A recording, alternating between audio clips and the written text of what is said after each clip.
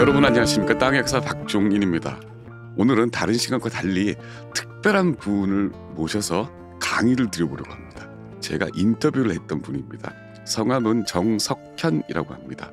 수산그룹이라는 큰 기업을 경영하고 계시는 분인데, 지금 옆에 보시는 이 사라진 근대사에 대한 해답과 미래에 대한 비전을 가지고 계신 분입니다. 구한말 그 어목했던 시대에 한일 관계사를 공부함으로써 경영의 원리를 깨닫고, 그리고 국운을 깨닫고 국력의 원칙을 깨달은 분입니다. 한번 들어보시죠.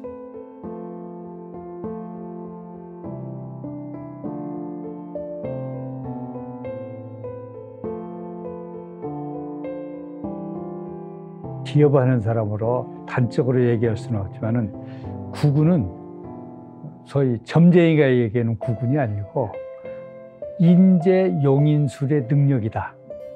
인재 활용 능력이다. 그게 국운을 좌우한다. 근데 어떤 인재냐? 과학기술을 진보시킬 수 있는 인재가 그 인재 풀의 합계가 국운이다. 풀만 있어야 되는 게 아니고 그 풀을 어떻게 활용할 거냐. 그게 국운이 상승하느냐, 국운이 쇠퇴하느냐. 우리가 인재 양성과 인재 활용을 가장 중요시해야 된다. 특히 과학기술자를 대하는 지도자의 태도, 이게 국운을 좌우한다. 이렇게 봅니다. 에노모토 다케야케는 일본의 그때 사정으로 보나 우리나라 사정으로 보나 어느 나라나 그건 바로 참수형입니다. 그런데 그 인재의 능력을 알아본 구로다가 자기가 삭발을 하면서까지 사형을 만류를 합니다. 그 형을 살고 나와서 일본 근대화에 혁혁한 공을 세우잖아요. 인재라는 건 그렇습니다. 아껴두면은 언젠가 나라를 위해서 그렇게 큰 일을 하죠. 일본은 서양하고 한번 싸움을 붙었다가 이거 아니구나.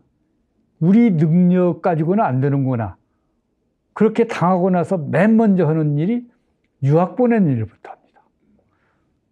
조슈는 시모노세키 포격을 당하고 나서 바로 조슈 5 5명을 런던 대학에 보내고, 사스마도 사세이 전쟁에서 큰 피해를 보고 났는데 영국하고 이 협상을 하면서 맨 먼저 요구하는 게 우리 유학 좀 받아달라고 부탁을 합니다. 우리는 양요를 거쳤으나 우리가 굉장히 힘이 세서 충분히 물리칠 수 있다고 자만을 했죠. 그리고 더욱 굳게 문을 걷어 닫아버리거든요. 한쪽은 혼인하고 나서 하는 일이 배우러 갔고, 한쪽은 혼냈다고 우리가 제일 세다고 그러고 버티고 있었고, 소위 메이지 유신이 일어나고 이후에 조선이 합병까지 될 시기하고 지금의 대한민국은 완전히 다른 나라입니다. 1961년 5.16 쿠데타가 일어나긴 했지만 그 쿠데타는 우리나라 운명을 바꿔버린 쿠데타입니다. 물론 쿠데타 없이 이런 나라가 됐다면 얼마나 좋겠습니까? 근데 저는 그 5.16 쿠데타가 없었다면 사회 변혁이 일어나지 않았을 거고 인재 양성이나 인재 활용이 없을 것이라고 봅니다. 박정희는 5.16이 일어나고 나서 채 1년이 안 돼서 코트라를 만듭니다. 5년 뒤에는 키스트를 만들어냅니다. 인재 육성입니다. 그리고 인재를 육성해서 우리가 만들어낸 제품을 팔아치우기 위해서 무역을 가르칩니다. 5.16 쿠데타에 의해서 인재를 양성하지 않고 급격하게 체제 변화를 하지 않고 일어날 수 있었다고 볼 수가 없죠. 아까도 얘기했지만 인재의 총합이 국력이다. 국력이 신장하느냐 쇠퇴하느냐는 인재를 활용하는 국가 리더의 역량이다. 한국과 일본의 근대사를 학교에서 안 가르쳤습니다.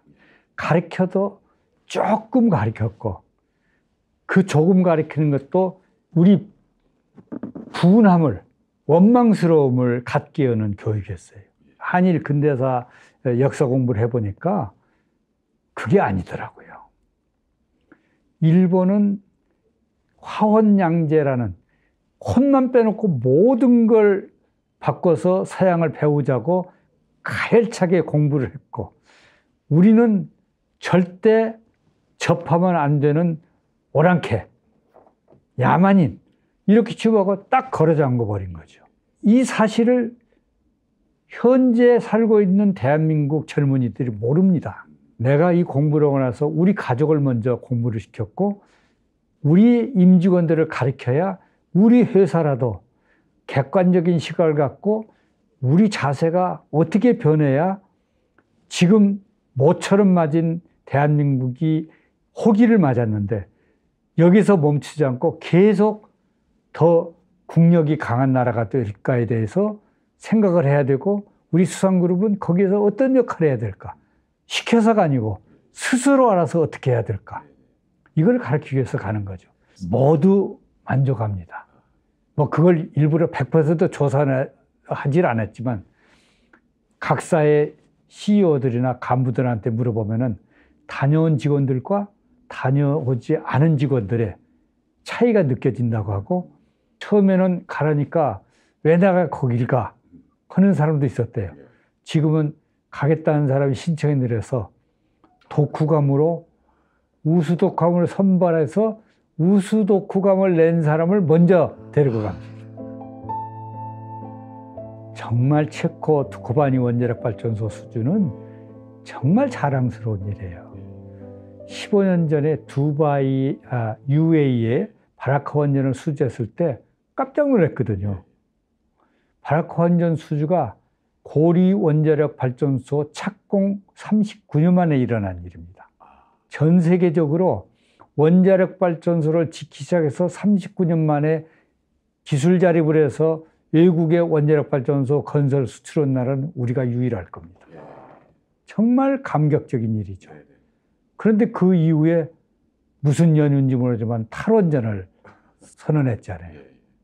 탈원전을 하고도 해원전은 지어준다고 했어요. 참 옹색한 이론이죠. 자동차를 단종을 해서 우리나라에는 안 파는데 수출은 한다. 그 자동차를 외국이 사겠습니까? 하지만 우리 한수원의 간부들 노력은 알아줘야 됩니다. 인정해줘야 돼요. 그때 당시에 한수원 사장을 하던 정재훈 사장이 코로나 시절에 거기 가면 3주씩 격리를 당했거든요. 3주 가서 격리하고 지방정부 관료 만나고 정부 관료 만나서 우리 원자력 발전소 기술을 선전하고 PR을 했습니다. 우리가 바라카 원전을 하고 있는데 너희들 가서 봐라.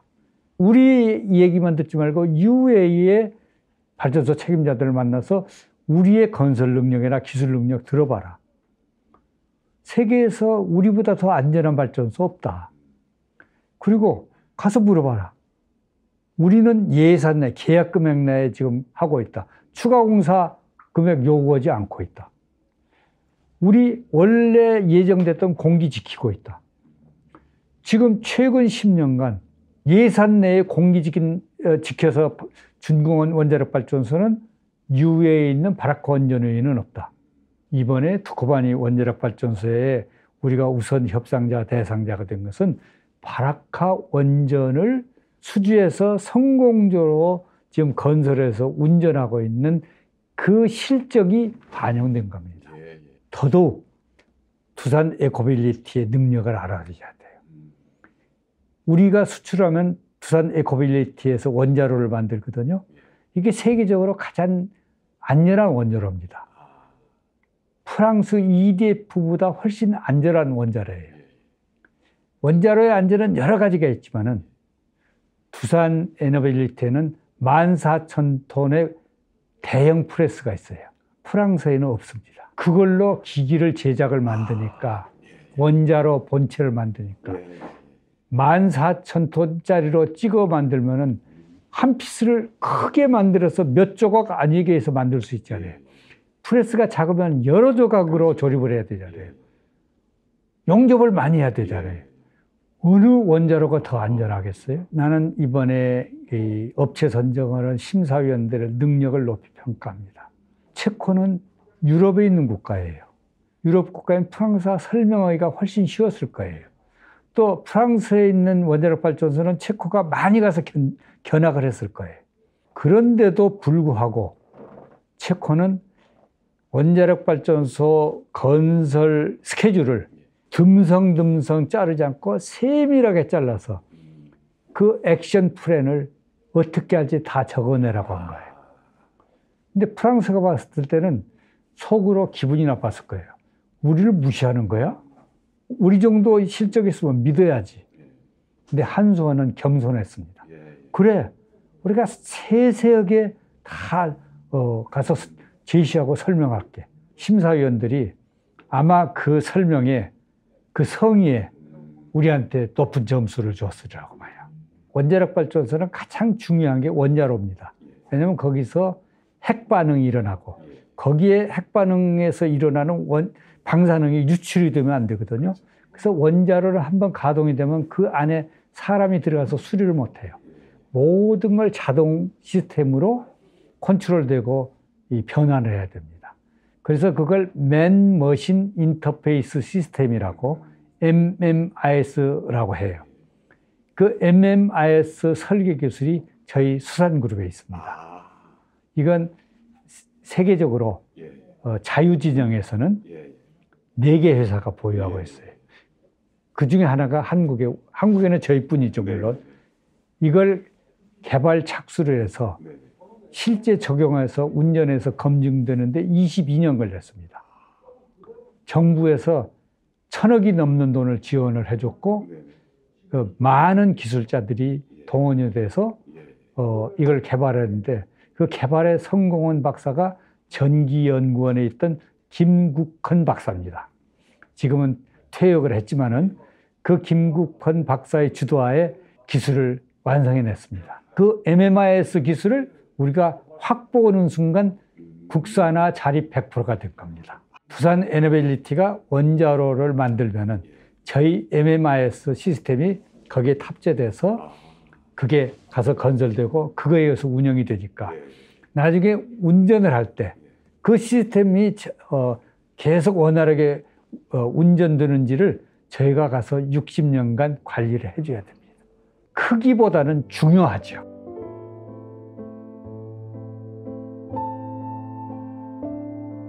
본인 얘기는 한 번도 안 나옵니다. 근데 저는 공도 없을 뿐더러 그분 공을 세운 그 공 때문에 제가 부자가 됐잖아요. 고맙습니다. 예. 땅의 역사 박종인입니다.